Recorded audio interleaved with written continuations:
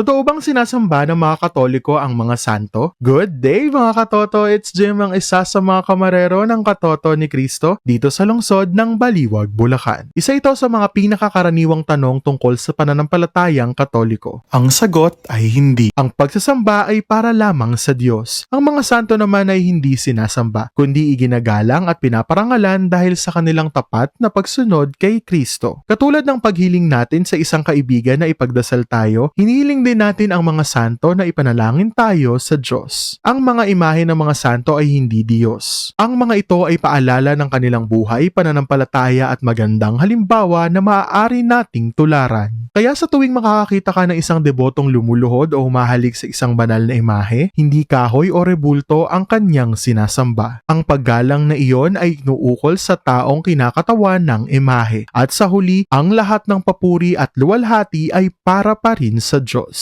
At higit sa lahat, mahalagang tandaan na magkakaiba ang paniniwala at paraan ng pagsamba ng bawat relihiyon. Hindi natin kailangang magtalo para patunayan ang ating pananampalataya. Mas mabuting mag-usap ng may paggalang, makinig sa isa't isa at igalang ang paniniwala ng bawat tao. Sapagkat ang tunay ng pananampalataya ay nakikita hindi lamang sa ating paniniwala, kundi pati sa pagmamahal at paggalang na ipinapakita natin sa kapwa. Ako si Jim, hanggang sa muli mga katoto.